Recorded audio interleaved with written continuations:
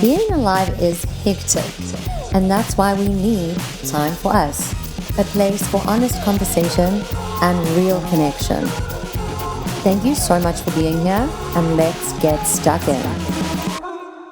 Hi everyone, and welcome to Time for Us. On today's episode, we have Tracy Kruger joining us. She is a clinical psychologist with a special interest in addiction. And as you can probably estimate, our episode today is going to be discussing addiction and how to identify it. What are some of the driving forces behind addiction? I think it's a super prevalent subject, and Tracy was very kind to come and join us today to discuss it further. I really wanted to make this episode happen because of my own relationship with substances, my own curiosity about what's been driving me, and the grappling battle with trying to understand what it is that's attracting me to certain behaviors. So selfishly, I'm curious about it myself, but I also think that I have people in my life, and I'm sure you do too, maybe not everyone, that I think this could be impactful for as well. So to kick things off, I'm gonna hand over to Tracy just to give a little bit of an intro as to more about who you are, maybe a little bit in terms of how you are a great spokesperson on this subject. Okay, great. Thank you so much for having me, Danny. It's so great to be here. Yeah, so addiction is a really important topic, and I think it's such a little word, but it means so much, and it means different things for different people. And so I thought today, why am I interested in addiction specifically? It's very creative work and very interesting. It's very painful work. It's frustrating sometimes, but I love, there's nobody harder working than somebody who's trying to understand themselves in relation to drugs and alcohol and behavior. And so from my perspective, I'm interested because I've had a really difficult and traumatic experiences in my own personal life with drugs and alcohol. With my family, I come from a family of addiction. And as a result of that, and as a result of lots of negligence and difficulties with my parents and my sister, there's a lot of things that happen to children growing up with parents who are not present. And there's a lot of damages. And so I'm interested in that and how it impacts people systemically. And I'm also interested in how it is, because it's very normal. It's very normalized, weirdly. And I want to see how I can live alongside that and help people, kind of shine the light and to find out how to help people to navigate this. So I like to think together with the people that I'm working with. So addiction is a little word, as I said. It's a big word, and it's complicated, and it's multifaceted, and there's twists and turns around it. So I think what I would like to start off, if that's okay, just to define addiction, what does it actually mean? Please. And we've got criteria. So from the medical model, from the DSM, as I said to you earlier, there's a purple book called the DSM, and that is the book of things that guides us. All the mental disorders are linked in there. And they define substance abuse like this, or substance use disorder. So there's 11 things. So substance use disorder is about taking the substance in larger amounts or for longer than you really meant to, wanting to cut down or stop using the substance but not managing to, spending a lot of time getting, using, or recovering from the use of the substance, cravings and urges to use the substance, and not managing to do what you should at work, home, or school because of the substance use or the behavior, continuing to use even when it causes problems in relationships, giving up important social, occupational, or recreational activities because of substance use, and using substances again and again, even when it puts you in danger, and continuing to use even when you know you have a physical or psychological problem that could have been caused or made worse by the substance, and needing more of the substance to get the effect you want, so you build up that tolerance. And then there's a development of withdrawal symptoms, so which can be relieved by taking more of the substance. So for example, I've got a patient who is addicted to Oxy, and it's a painkiller, so she's in pain, and so the Oxy alleviates that pain, but then she wakes up in pain because she's withdrawing. So it becomes really complicated. And so alongside this, so this is just a little bit of the theory stuff, which is just important to say. There's 4 categories. So there's physical dependence, so your body becomes physically dependent to it. it's risky use, it causes social problems, and there's impaired control. And then if we were thinking it from the clinical psychology medical model, we talk about mild, moderate, severe. So if I was sitting and I had to diagnose somebody, which I don't like doing, if we had to do it very technically, the mild substance use user has 2 or 3 symptoms of the 11 that I've just listed. The moderate has 4 or 5, and then when it's severe, it's 6 or more. So that's how we define technically substance use disorder. Okay, thank you for that. Because as you were going through that list initially, I was like, okay, writing down the ones that resonate with me. I was like, okay. And then I wanted to ask you how many of these 11, like how does it work? So I'm glad I held off on interrupting you, and then you've just explained it now, that it's broken down by, I think 2 or 3 is mild. So 2 or 3 are mild, 4 or 5 are moderate, and severe is 6 or more of those symptoms. Okay. Is there a place that someone can go and find that list for themselves in case they were not able to keep track? Totally. I'll send you a thing, but it's just in the DSM, so you can just go DSM criteria for substance use disorder. Okay, perfect. And then a little more theory. How do we define, how did it happen? How did it happen that somebody is using drugs even though it's not good for them? Or why are they using screens even though it's not working? So I always say, why are you using the thing that hurts you to heal you? It doesn't work. So it's a mystery. So I feel like when somebody's sitting in front of me, I've got to crack the code. And it's a complicated code, and we've got to be really, really creative. And if we crack the code, it's there's a vault, and we're trying to get the right code. And when we crack that code, behind that vault is the person. So you spoke about in your one of your podcasts that I listened to recently about who am I, and then we've got to really work to crack that code and behind that vault is the truth. And I feel so passionate about finding the truth that I tattooed it on my arm, to live your truth. Wow. So, and it's looking like that for my patients as a little gift to them to go, what is the truth? And let's figure it out. And it's complicated. So to define it, which is really, really important, how did this happen? So if somebody had to go to rehab, for example, and I've consulted at 2 rehabs, they focus a lot on the disease model. So the disease model means that it's a brain disease. And they link it to things like diabetes and high cholesterol.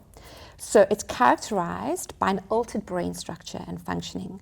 And these brain abnormalities cause the person with this disease to become addicted to the substance or activity when exposed.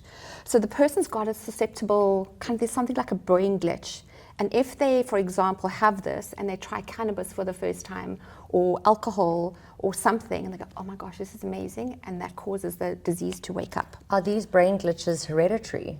Yeah, so that's what the disease model says. Okay. But now I've just listened to a talk recently where they said that there's a shortened allele thing. I'll talk about this a little bit more, but let me show you about these. So from this model, now there's 4 that I'm going to talk about. This one says that there is a genetic, the belief component, the addiction is irreversible, and the only way to cure this disease is abstinence. So I'm going to use the analogy of swimming in the sea. So this person who has the disease model can never swim in the sea again. It's just, if they do, they are going to die. Or they're going to there's going to be a metaphorical death of themselves or a physical death. They're going to die of an overdose or something. So the only cure is abstinence. And when this use behavior stops, the disease becomes dormant. So if you stop swimming in the sea, the disease will stop. Okay. And is rooted in genes, genetics, as your question, and brain chemistry. It's chronic and progressive. So it doesn't just stay in the mild stage, it goes to moderate and then severe. And some people are more susceptible than others. And then they often need that peer support, which is NACAA, CODA, SLA, that's sex and love addiction, and that kind of thing. So that's the one model, disease model. Then there's another model, sorry for all the theory. No, I hope this is helpful. into it. Okay, is the psychological model. And this means, and that's what Gabor Mate speaks about, is that not why the addiction, but why the pain. And so there's psychological and emotional factors that contribute to substance abuse. So they are trying to medicate something. So the addiction stems from underlying mental health issues, unresolved trauma, or coping mechanisms. So I'll talk about it just now. But somebody who uses cocaine, for example, may have social anxiety. And if they're like, oh my gosh, I'm overthinking, I've got to go out, and there's going to be people and this guy that I like or whatever, and then they take cocaine and like, okay, I can do this. So I'm actually treating social anxiety, not cocaine addiction. Anyway, individuals may turn to drugs or alcohol to alleviate emotional pain or stress, leading to dependency over time. And this means that in this model, therapy is really important, counseling, and addressing the root cause of addiction. That's what I was talking about, like finding the code. So that's the second one. The third one is social learning. And that's when, and this is probably how I got exposed to drugs, is I went out when I was, I think like 20 or 21, and this girl, who was my new friend, she said, no, my dad's a rabbi and he does addiction stuff, and ecstasy is really, really good for you actually. It's like a cognitive enhancer, it's not addictive, and we should really take it, and we're gonna have so much fun at this. In my time it was a rave, we're gonna go to a rave and take ecstasy. And so it was a social learning thing, like people are doing it, everyone's doing it, and it's fine, look, everyone's fine. You can't go without taking ecstasy. So addiction is a learned behavior influenced by the environment and social factors. It proposes that individuals observe and imitate addictive behaviors in their social circles, leading to substance abuse. Peer pressure, cultural norms, I mean, it's really normal, and you spoke about like how it is in Cape Town, it's so normal. And the availability of drugs is everywhere, or alcohol play significant roles in this model. I mean, it's very seldom that you can go for sundowners on the beach without a glass of wine, right, or dinner. And then overcoming addiction from this framework involves changing one's social environment and learning healthier coping strategies. So in this model, so if somebody was kind of, jolling and doing it a bit hard, we talk about things, which is an addiction thing, people, places, and things. So if you want to give yourself a fighting chance, you've got to just stop going to the dinner, or you can't go to the braai or the beach sundowners thing, or the club or the festival, because you've got to avoid the people, places, and things. If you go there and you hear that song and you see that thing and you're definitely going to use. And then the last one is the behavior. And that means you just do it over and over again. It becomes a habit. So it focuses on the idea that certain behaviors or actions trigger a response in the brain, which they activate that reward circuit in your brain. And so you go, oh, this is nice. And do it again. And so coming back to swimming in the sea, you're swimming and oh, this feels so good. And you want to stay longer and do it more. And then the more you do it, the more you like it, and the more it activates that part in your brain, and then you can't stop. And so what is addiction for me? It's all four. There is a disease component. There is something where some people have that disease of more, where they can't stop. And I do these little experiments with people, which we can talk about. So there is something about, like, why is my sister an addict and not me? She had something, I don't have that thing. So there is something there. It is definitely psychological. There's definitely something socially happening in our social circles. And we do it over and over again, and then it's so hard to break that habit. Yeah, I can see how each one of those things has influenced me. Like I can resonate with each one of them individually and see how probably all together is driving certain behaviors. You know what I mean? Like for me at least. So I'm super interested to understand, because I think that, I speak quite openly about it on my podcast, but doing drugs in Cape Town is quite commonplace, and it might not be my entire listenership, but I think the city itself and just the culture around it, it's very, laissez-faire. It's not a big deal at all to, especially with cocaine, I think, but maybe with all other drugs, to be honest. Yeah, to go for a dinner and then things kind of just escalate, or that cocaine is there, let's just say. So I'm trying to understand, is there a question that someone can ask themselves to help them understand if they actually are potentially grappling with a little bit of an addiction or addictive tendencies? Because I think that it's a tendency for people to lie to themselves maybe about what is really happening, or to say, oh no, it's not that bad. That's such an interesting question. So I read this article once, so I can't quote the person, sorry, but there is the happy addict and the clinical addict. So the happy addict really enjoys cocaine, taking mushrooms, doing something, and they don't really want to stop. So as much as I think, like, if I had my disease model cap on, which I don't, then I would have to say abstinence and change, and that's how you're going to do recovery. The happy addict likes doing what they're doing, and they don't really want to stop. And then in the disease model, we'd have to say we've got to confront the denial. Like, you're in denial, you're hurting your body, you're hurting your finances, you're doing damage to your relationships, you can't be present in the moment, you are not showing up well. The damages that you're doing are significant. People are hurting their children. People are becoming aggressive. They're lying, they're cheating, they're stealing. It's not the truth. So when you spoke about who am I, it's often drugs, alcohol, pornography takes you away from your truth. It feels like the right thing to do, but it's not actually good for you. It's like a fork in the road. So the happy addict is like, I'm really happy about it, and they'll come kind of casually exploring. What does it mean? Is this a problem? Exactly like that. And I have that a lot. The clinical addict has had something which we refer to as a critical defining moment. And that means, like, holy shit, I'm in trouble. I actually can't stop. And it's when parents have lost their children, or somebody's lost their job, or they've crashed their car, or almost overdosed. And it's like, I am really, really in trouble, and this is not good, and I'm feeling desperate, and I need to find a way to stop.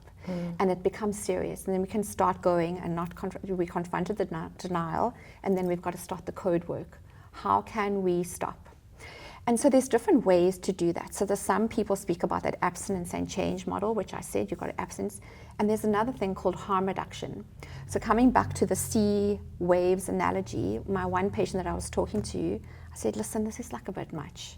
With cocaine, sometimes I like think about it as a darkening of the soul. Like, when my beautiful young people that I work with, and they do cocaine and they do like these really dodgy things, I'm like, okay, it's a bit much. Can we do a break between the waves? So let's just, like, there's too many sets happening. Like, swim out to the sea, but let's do it so there's just one wave, and then like a nice break. And do it like in a wholesome way. Like, go have the infusion on the Monday, and do like a hot yoga or something, and eat some nice food, like healthy food, wholesome food. But the clinical addict is scary for me, because that's where I lose people, and that's where other people lose people, and it's really, really sad. And so I try work very hard to go before you get to that critical defining moment, because I see it so much. Can we just do like a break between the waves, or abstinence? Is there a different way that you can be in the world? Do you really need it? So you think that it's a worthy thing for someone to consider if they can actually stop? And is there like a time frame? Should it be like, okay, well, stop for a month? So it depends, again, on the mild, moderate, severe. Yeah. So if somebody is doing it a lot, it's actually quite dangerous just to stop. So somebody who is addicted to benzos or even alcohol can get really, really sick, and it's actually dangerous. It's life-threatening. So you need to have an intervention to help someone to detox. So I've got to think about, like, how long have you been using? And how much are you using, and what are you using, and why are you using it? Because if we're going to take it away, if I'm taking cocaine away with this person, we're thinking about it, or pornography away, or alcohol away, we've got to think about what we're going to replace it with. Because very often that's somebody's best friend, or that's somebody's sleeping tablet is the way to cope. Like, oh my gosh, the day sucks, but then I'm going to anesthetize myself and take 5 still knocks and just die for a little bit. And it's the way to cope. So we've got to think about why they are using it, what does it mean, and what are we going to replace it with? And then, of course, the damage. And a lot of the damage is shame, so it's difficult to speak about. And so I would suggest somebody, how do you know? You've got to find someone who you can think with, that you trust, and you can really tell the war stories to without judgment. So Gabor Mate, and I've listened to your one podcast, and you spoke about these, you said it in 2 different sentences, compassionate and curiosity in another thing. And Gabor Mate speaks about it as compassionate curiosity. Let's compassionately curious, take this from behind, look at it over here, and what's actually going on. And they'll go, okay, there was this one thing that I did, and okay, now why? Not the judgment, not the moral compass and the value system, like it's wrong, it's bad, you lied, you cheated, you stole, you slept with prostitutes. Not that. It's like, what's actually going on here? And when I can go there, it's kind of like the deeper layers of the cake, we can actually see this is actually not good for you. We've got to think of a different way. We've got to think of a better survival strategy for you.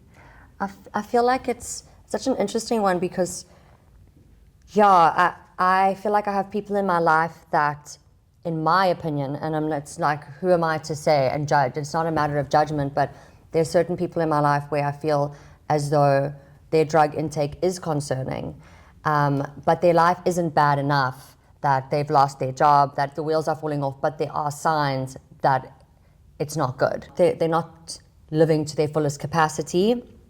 And from what I understand, it doesn't seem like they are able to actually stop. So it's really tough to like witness, and also to not get frustrated and want to go down the road of judgment out of just sheer frustration. And you know what I mean? And I feel like I almost, that level of expressing to someone that you're a little bit concerned about them also creates this feeling that they start like retracting from you. Totally. And then they start keeping secrets from you, and then they don't want to tell you because they feel like they're going to be judged by you. And it kind of just is like a little bit of a vicious cycle, or like, you know, I don't really know. I feel like a little bit at a loss for how to move forward in those kind of situations. And I'm wondering, is it a matter of just loving unconditionally and just being like, this is your journey? Can you just take that approach, or should you, as a friend, do you have the responsibility to try and engage with people and just remind them of it, even if it is still from a compassionate place? Yeah, absolutely. We should try. We should always try, because if you've seen something and you care about the person, definitely have an intervention with friends, speak to somebody, send them a beautiful email, take them for coffee. But what I know is people will only stop if they want to. There is nothing, even the best psychology treatment, the best rehabs, if somebody wants to carry on, they just will. I remember once when my sister was deep into her addiction, or she still is, but I said to her, if you carry on using, I'm taking away your son, and you're going to sign this document to say that you choose drugs over him, and I'm going to become his custodian, and I will bring him up. And so she signed it, and she carried on using. And I said, why? Like, I'm a psychologist, come phone me. Why don't you? And she said, Tracy, and her drug of choice then was cats. When I take cats, everything just goes like this, and the world makes sense to me. And it's her way to cope. And so it's quite a difficult thing that we can threaten, we can punish, we can, sever relations, break up. So, and we need to do that. We have to set boundaries. We need to think about what we can cope with. If that person is hurting you and hurting others, and is hurting your relationship, and they're doing things, they're missing things, they're forgetting things, they're aggressive, they're behaving badly, you've got to think what you can tolerate. The unconditional love, the agape love is important. But honestly, it's a difficult thing to answer, because you have to say what you can tolerate, what you can do. Do you have capacity? You can't give what you don't have. And then that person has their own little car to drive, and you can't drive it for them, And that's that idea of codependency, and I don't like any of these words, but it's just that you care more about that person than they actually do about their recovery. So it's a difficult one. What does that mean in terms of codependency? Does that mean that, like, as the person who cares, I'm making it about me, in a way? So all these things, I'm actually sad that I said this word, because they all like mean big things, and there's a whole book on codependency. Codependency, and there's many ways to define it. For me, it means that you've seen your partner or your friend taking drugs, and you are trying to do the work for them. What about this? Can I take you here? Do that, do this. I'll pay for your therapy. And you're caring more about them than they are. So that's it. Codependency, on the other hand, is like, we just want people to be okay. There's a very important thing that I want to kind of bring in, it's kind of like a little bit off topic, is that the most important thing is people want to belong. They want to feel, from my frame of psychology, the person who started it spoke about, to feel human amongst other humans. And if you feel that you belong, and you feel that there is hope, which is what coming off of antidepressants or taking away alcohol. If you feel like you belong, you can do all things. And so that person may just need you to go, I'm here for you. You belong. I'm not leaving you. We can do this together. Maybe that thing will be, okay, I'm not on my own. Maybe I can do this. And somebody believes in me and hasn't given up on me. I just wanted to make a comment on something that you said earlier, which was about how it's counterintuitive because it's the thing that you are trying to use to heal you is harming you, and how when you do drugs, I'm talking about drugs in specific, maybe in this instance, sometimes it like feels like the right thing to do to help you get to that kind of breakthrough moment. And I feel like that's part of the, at least in my experience, the delusion, my personal delusion in using it is that I would say that it was giving me so much to help me, like have these deep conversations and unpack like deep past traumas. And I think I'm lucky that I have friends in which I can have conversations that are deep when I'm on drugs, when we're on drugs, you know, and they are impactful, and they have been, actually, they have had this lasting impact, but I almost feel like I probably carried that aspect of it with me as a way to excuse the decision to do it, because I was like, but it's giving me this other beautiful thing, you know? You know, so there's a lot of research that people are speaking about, like what's old and coming back again, is how psychedelics are used, for example. You know, going to a place and having mushrooms or ayahuasca or something, you know, and you do have these connections with people. Everything is heightened and amazing and deep and meaningful. But what are the consequences? Is there a negative consequence? How do you feel? So coming back to me, I went to the rave, I took ecstasy, and I had the best time ever. The music was amazing. And somebody had like tiger balm and was like, oh, smell this. And I'm like, oh my gosh, this is amazing. And we all loved each other, and it was just such a fun night. And then waking up the next day, and feeling like I'm going to die, and having this existential cry, like I'm a bad person, lots of judgment, lots of guilt, lots of shame. It was so incongruent to how I wanted to show up in the world. I like having these kinds of meaningful conversations. Don't really need it to make this deeper and more meaningful. There's another concept that I'm working on, Danny, and it's the idea of satisfied and peaceful. So it feels good to go to a festival and you've had like the best time with your friends, and you're sitting and I've had lots of my patients talk about these meaningful connections with people and nature and whatever it is. And I think there's such a beautiful part of that, and it spikes up this happy feeling. But satisfied, like this morning I went for a trail run, and it's not a speak of euphoric ecstasy. It's like the slow burn, and it feels so good. And I have never regretted going to sleep early and waking up early and going, oh, what a beautiful day. And I have often, if I've had too much alcohol, or when I did try ecstasy a few times, felt terrible. Couldn't find my car, lost my keys, felt like I was going to die of depression, suicide. It was just terrible. So I'm yet to hear people say, I really regret not using last night. Yeah.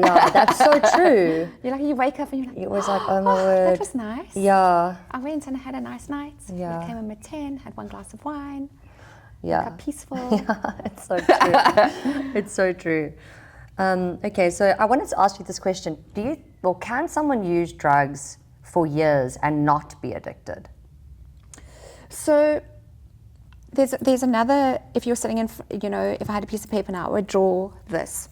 3 circles. So there's a social circle, and people can use drugs socially. Drugs, alcohol, whatever, socially, and it just like ebbs and flows. There's a little bit of damage, you like hungover, maybe you've done some damage to your brain, some organs. There's nothing really good in drugs and alcohol, but it's kind of contained, social. Then the second circle is dependence, where you are really looking forward to the weekend, and there's this like countdown, and you feel like it. You really feel like it. There's a dependence, there's a tolerance. You can't just have one line of cocaine, you've got to have like 5 lines of cocaine. So there's a tolerance and there's a withdrawal. So there's a dependence that's happening, which moves very quickly to addiction, and that means you need it to survive. it means that it's really difficult to be in an environment without drugs and alcohol or whatever it is. So somebody, for example, I work with an investment banker and he's addicted to pornography and it alleviates his anxiety. So when something's going on in the markets and blah, blah, blah, blah, he'll go into the bathroom, which is just, sorry for the overshare, but watch a little bit of pornography, masturbate, and we're like, okay, I can cope now. I can cope a little bit better. But we've got to find other ways. There's so many other ways, and it's a slow burn, that satisfied feeling. And when you are coping a little bit better with stress and you have other things in your box of tricks to cope with, you don't need to do those things. It can be one of many things that you can do. I feel like it's so funny because life is always so much harder. If I think about when I was like partying a lot and how I felt, and it was just, obviously you feel lost and you're kind of not even really ever landing. I wasn't ever really landing properly back on earth because I was just trying to escape again from my reality, which felt so impossible to handle as a result of the fact that I was exhausted and, like had messed up all my chemicals because of my choices prior. And it's just like feeds into this notion of, like life being that much more challenging, which then would inspire me to want to like take drugs, and then on and on it goes, I'm interested to ask you, earlier you mentioned that you do some experiments with some of your clients or patients, however you refer to it. Yeah, can you tell me a little bit more about that? So in the abstinence change recovery equals abstinence and change, from the disease model, what they say is that people who start cannot stop. So in addiction, they speak about 1 is too little, 1,000 is never enough. So the experiment that I did, and I've done lots of them, but let me just speak about one to just make it easier. So a girl that I was seeing and I met at rehab, and she came to see me in my private practice, and she was addicted to alcohol and cocaine. And so I said, okay, and now she had been in recovery for a year, complete abstinence from drugs and alcohol. She said, I just want to try. I'm going to a wedding. I just wanted to see if I can have a glass of wine. So I said, okay, so let's see. But my thing is, you've got to be honest with me. And honest, and I know it's going to be difficult, but let's just see, let's just track it together to see if it becomes more. And then can you do one? Can you have 2 glasses of wine and then stop? And can you do it and then have a little break? Can you just have drugs on Friday and not Saturday and Sunday? Can you do it? And very often it's failed, because there's something that goes, oh my gosh, this is so nice. And very, very often it escalates into the addiction pattern again, and it's not doesn't have to be every day to define addiction. It can be the binges. It can be like abstinence Monday, Tuesday, Wednesday, Thursday, and then Thursday, Friday, Saturday is big, and that's we're like, oh no, but I only use drugs on the weekend, so I'm not an addict. So those kinds of experiments, but every single person is different. I don't like to think about data and statistics. I think, okay, what do you want? What do you want, Danny? How do you want your relationship with drugs and alcohol to be? Let's see how we can get there. And what is causing you to not have that relationship? What is your truth? What do you want to do with your life? And we've got to be protective over that. What are your dreams? What are your hopes? Because it is a taking away. Cannabis slows things down, takes away your energy, takes away your motivation, takes away your drive. But you've got passion. Now you're doing something, you're creating this like brain fog. Take it away, and let's see what life is without it. But it's complicated. It's quite confronting. Hey, I can imagine for someone to take that away and just be with themselves. I think that was also something that has taken me a long time to be able to do, and I think I've managed to weed out a lot of other dependencies, but every now and again still have this like default with alcohol as a coping mechanism. And I don't go and get blackout drunk, but it's this urge to have a drink because it helps me feel calm. Or if I'm feeling overwhelmed, I'm like, okay, like I need a drink. Like that statement in itself, Totally. So it's like you can say, I've had such a big day, like I've worked so hard and I've filmed my podcast, I think I need to celebrate with a glass of wine. Yeah. Or, oh, that's very stressful, I just needed to have a glass of wine to calm my nerves. So you're doing those things and they're fine. They are one way of coping. But what I know is what we have to learn to do is sit with our feelings, and that's so hard. So you'll hear that a lot if ever people go to rehab, they say, learn to sit with your feelings. Because you've got to feel like lonely, scared, bored, excited, celebrating. Like that's when you want to use a glass of wine. but what else is there? So for me, and the thing that defines a lot of what I do is that fork in the road. Feels like the right thing to do. Like, let me just have a glass of wine. But what about just going on the prom?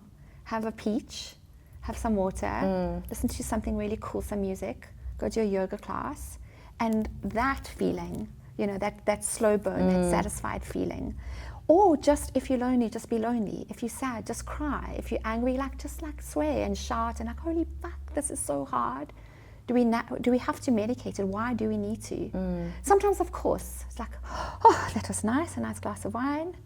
But I just with the people that I work with, I just want other options. Exactly. That you could maybe access that might just be a little bit more wholesome, a bit more helpful. A little bit more helpful. And also, I think the issue with substances is that they're an immediate fix. So, but the other options are a little bit more effort and a little bit more time, but obviously you feel better in the long run. Totally. But like a bottle of wine, there's the walk, not the same feeling, but the walk on the prom feeling, that release in a matter of minutes versus, an hour of walking or whatever. Yeah. So I feel like that's always the temptation, I guess, to take a shortcut. So there's two things that, as you were speaking, the one thing, when you were speaking about in your one podcast about depression and then coming off depression, your medication, there's a link between depression and hope. And so if we have hope that there's something better, there's something more for us. So you were you were in such a dark place and you actually didn't even want to be here. You were just thinking of checking out. But you did some things that gave you hope. You started this, you started speaking, you started being, living your truth and speaking your truth. And there's hope. And then you don't really need it because you can outgrow the line of cocaine actually if you have hope. But Gabor Mate speaks about that hungry ghost. The hungry ghost is a Buddhist concept, which is the hungry ghost has a small mouth and a long neck and a big belly. And you can eat and eat and eat and drink and drink and drink and do this thing over and over again and you stay hungry. And so we've got to try to fill it with something that can last. And so addicts are actually wizards, The human condition is to struggle. It's actually really hard to be a human. We've got a lot of things we've got to negotiate and navigate. It's difficult.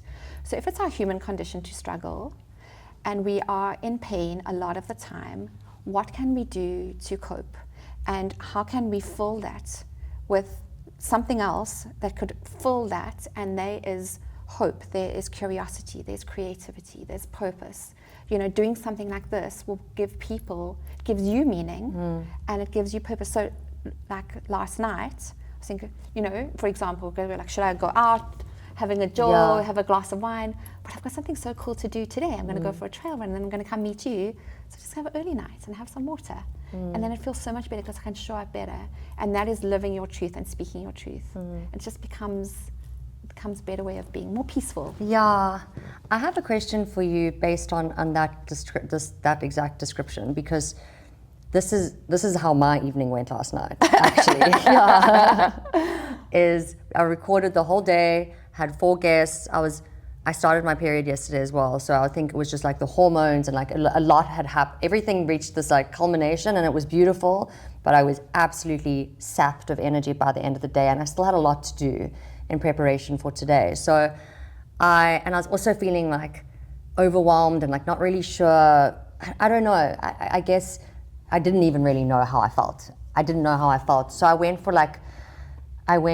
for a drink or 2 or 3 or 4. I had like 4 beers and a Negroni. I had a few drinks and I was on my own, but I did work. It gave me the inspiration to like finish doing some stuff for the podcast today and everything. But I don't know, it was just like, and then I felt so horrible about myself. And I was like, what is it? I'm wondering what tools like are potentially available to anyone else who's resonating with this experience of this lived experience of being like, knowing it's not the best decision, but feeling like unable to be with whatever the present reality actually is, and then just kind of like, making a decision. I mean, it wasn't the end of the world. It was fine. I feel fine today, but I did have like, not a great night's sleep, and I did completely self-flagellate this morning when I woke up, and I was like, what a shocking thing to do.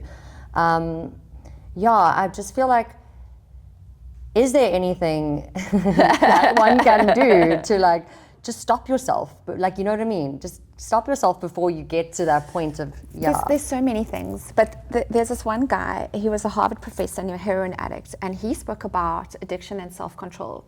So when you are doing things like working really, really hard, when you have to say no to something. So I'm going to give this example, and if anybody that I've worked with will know this example really well. We get psychic energy, and I refer to it as apples. So you get 10 apples a day. And if you are doing things to give your apples away, and you've got no apples at the end of the day, how are you going to put the apples back? So you've done a podcast, and then you're working, and you're thinking, and you're tired, and you're stressed, and you're giving the best. So you've given all your apples away, and you're like, no, thank you, I won't have a glass of wine. No, thank you, I'm not going to have the pizza. No, thank you to the cocaine. And every time you do self-control or hard things, and you're giving all your apples away, there's nothing left. And you're like, and how are you going to put an apple back? Have a beer. Oh, that was really good. And it feels like another apple's coming back. Like, okay, let me take another beer. So you felt empty, and you felt tired, and you were doing self-control. You're working really hard and disciplined. And so it felt like giving yourself something, rewarding yourself, just breathing, just peaceful. There's a whole lot of reasons why you did that. And it also worked. I remember one person that I was working with, I said, like, why were you in the red zone? Why didn't you go into the orange zone and the green zone doing all these tours? He goes, Tracy, I just wanted to get loose. And I'm like, what does that mean? I just wanted to like not feel. I just wanted to go and just drink. And that's not everything so deep, actually. It doesn't have to always be that deep. But he also got into a bar fight and was like in trouble because he wanted to get loose. And so that was his reason. But then there was a damage. So you've got to think about, which we're coming back to your truth. What do you want to be? Who do you want to be? And the more you speak your truth and the more you live your truth, the more peaceful you're going to be. So you think about, I've got to wake up tomorrow morning, and how will I feel? So you wake up and you visualize yourself waking up, and you're like, okay, no alcohol, or just one, and you will sleep better, you will feel better, you'll be less hungover, and you will be have that slow burn, satisfied feeling, and you've just got to wait a little bit, and that passes. But it depends. It depends. The answer is it depends, Danny. Like, it depends on how much you felt like the beer and what it was going to do for you. And of all the lists of tips and tricks that I could give you, you're like, I'm just going to drink the beer. I'm still going for the beer. But it's better not to. It is better not to. It is better not to. I think that's my next. I don't want to say demons. I don't want to demonize alcohol, but that's the next monster I'm gonna conquer. I think. I also have like quite an interesting convoluted relationship with it, but I don't want to get too digress, because I feel like you have so much knowledge that I really want to try and ask some more of these wonderful questions that I have here. So one of the questions I have for you is, what are some questions someone could ask themselves if they are unsure about their relationship with drugs or any other substance? And are there any early warning signs that someone might be slipping into dependency? Yeah, totally. So that happens in probably thinking together with somebody. So I think if somebody is thinking it's a possibility, there's something that's happening, you're like, oh, maybe.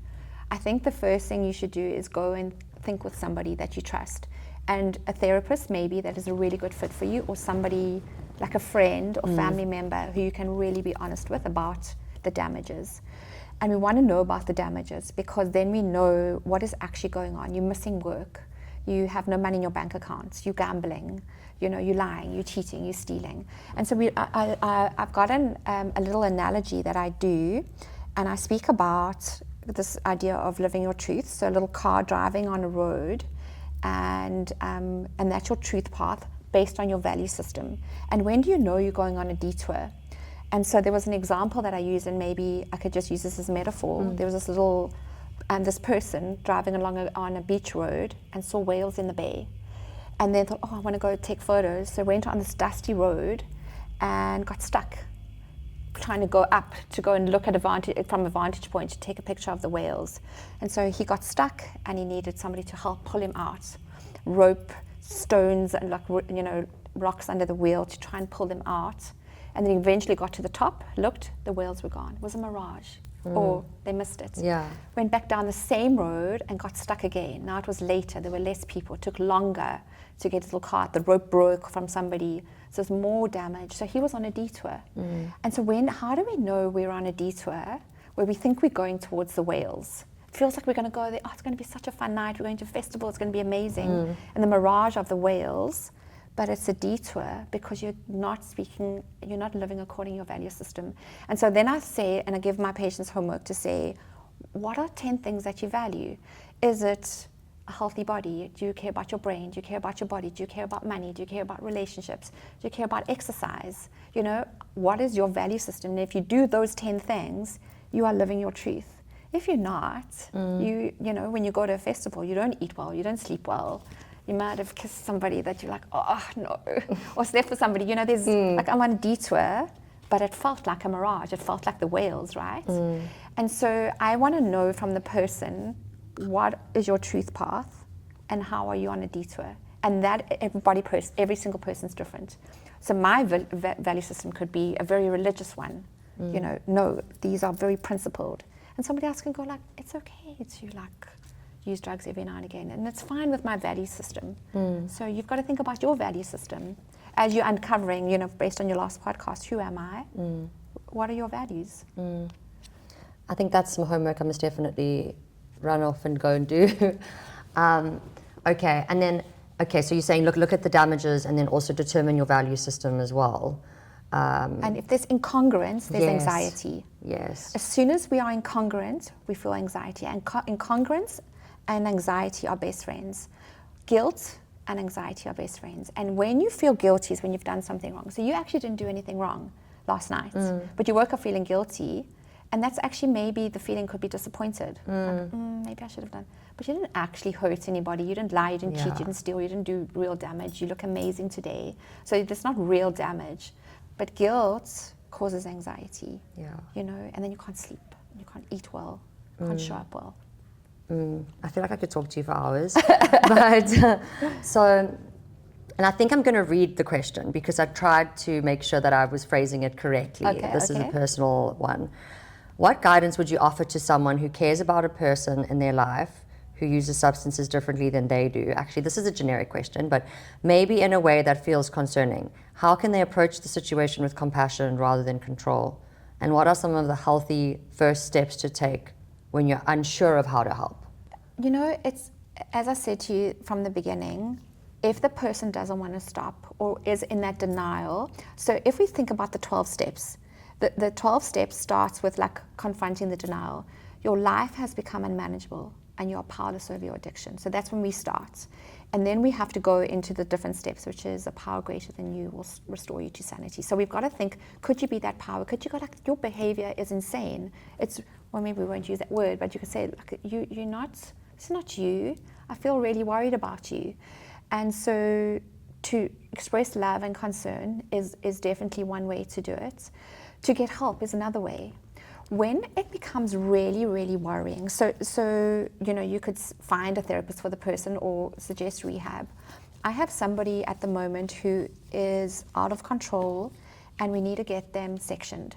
And what that means is that person has become so lost to drugs and alcohol and is in such deep denial and cannot actually think clearly. And then the sectioning is when a social worker, and there's a whole legal procedure that happens where that person is forced, taken, maybe even in a police car to rehab, and they're not allowed to leave. And if they do, they get arrested. So it's quite severe, but that of course could be life-saving and life-changing. So I've worked with families, you know, to have family interventions, couples interventions, to like the person has been dragged their partner to me to go, listen, we have to find a way. So it will be seen as couples therapy or family therapy or a friend intervention to say, listen, can you just mediate a conversation? I'm worried about this person. Can you get through to them? They are so stubborn. Can you in some way get through? And you've got to be, the answer to the question is creativity. You've got to think you've got a problem, like in any situation, business, you know, friendships, relationships, it's a problem. And what can we do creatively, and you know that person, to solve this?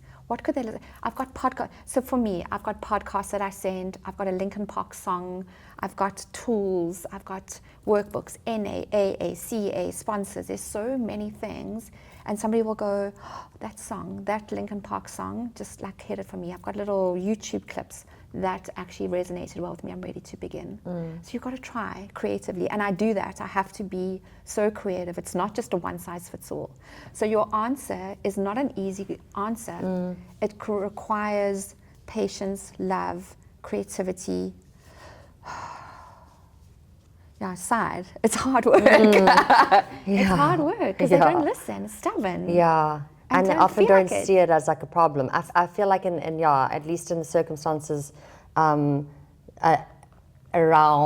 that are visible to me, it's almost like, and it sounds judgmental to say you don't see it as a problem. Like, it's not a matter of judgment. It's more like things aren't that bad yet, where it's like where you've lost everything. So you seem to be coping and getting by. And yeah, I guess like that's the thing. It's like if they don't see it as an issue, you almost feel like, who are you to say something? But you Yeah. want to, and then it creates tension. And It's hard. you might lose that person for a little bit. They might get cross with you because they're so deep into it, and they will go, "But you're a hypocrite." Yeah, you know, half most of the time, How yeah. can you tell me? Look what you did last weekend. Exactly. So it's such a tough one. Freud came up with this idea of defenses, and there is avoidance, denial, minimization, intellectualization. You spoke about in your podcast humor. You know, we use humor as a defense to like laugh, and we just make fun of the situation. It's like, oh man, stop being such a whatever. You know, you laugh, and it's the way to cope. But that damn wall, the defenses, can only last for so long. And the pressure of the wall against the wall, the dam, that wall's going to break. And that's when there's a critical defining moment. So the therapist, the rehab, the best friend, the wife or the partner, the child has got involved.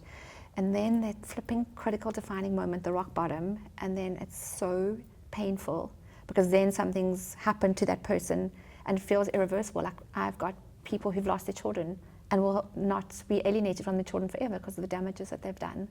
You know, relationships that have lost, potential beautiful relationships. Patients have died. It's really hard. So I don't give up. Yeah. So if there's somebody that you love, don't give up. Like, be creative and just try. And maybe one of those seeds will take root. But I mean, the prognosis is often poor. And yeah, it's not an easy thing. No, it's definitely not. I feel like, yeah, I've also, and that the hypocrisy aspect of it is a huge one, because yeah, I feel like I've also been in those shoes, you know, where you're saying one thing, where people, this is, who was I talking to about this? I can't remember who. I don't know if it was like, I don't know who I was talking to about this, but where people will judge someone for their drug usage, but then be the first one to say, hey, sorry, can I please? Because, you know, they know that you have it on you. You know what I mean? Like, can I have some of your drugs? But like, You've just yeah, said. only when I want it, yeah. But if you're doing it without me, then it's disgusting, you know? Yeah. It's such and it's just everywhere. So coming back to it, each person needs to find out what it is.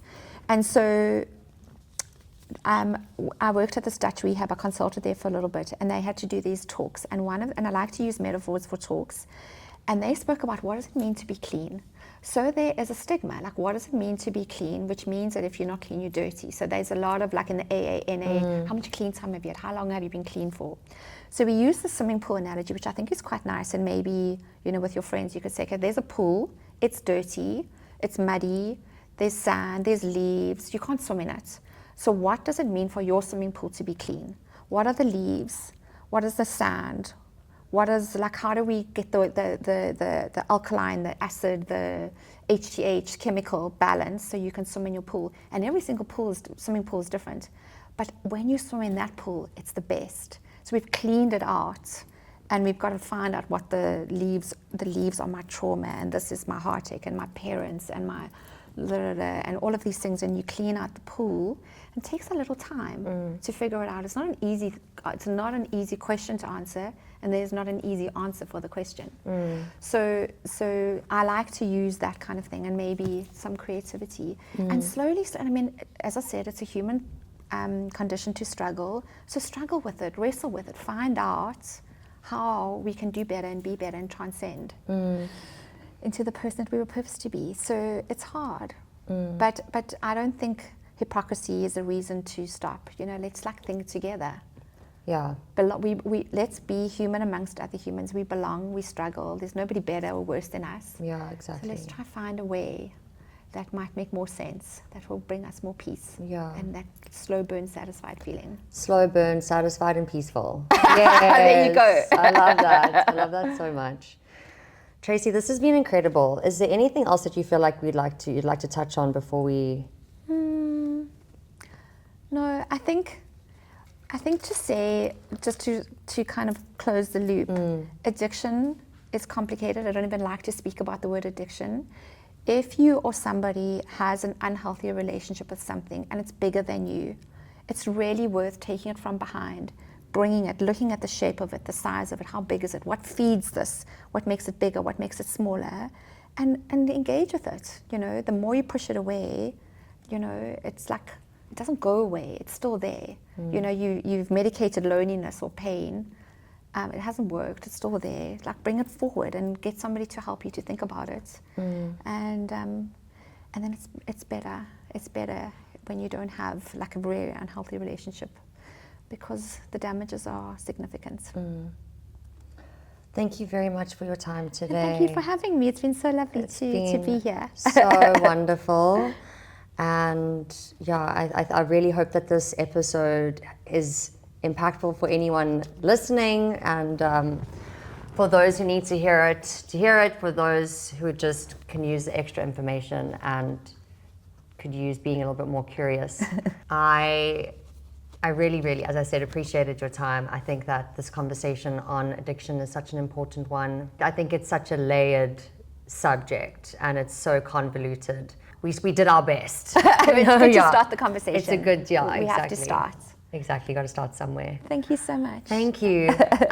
If you are listening to this on whatever platform it is that you are listening, please just do me the solid of liking and following and sharing and commenting and doing all of those wonderful things. Tracy, is there anywhere that people can find you if they would like to? Yeah, so you can just find Tracy Kruger, clinical psychologist, and my website is mindful.co.za, and then my profile is there and in other places as well. Okay, awesome. Thank you guys for listening and sending you all the love in the world. Have a great day further. Mwah.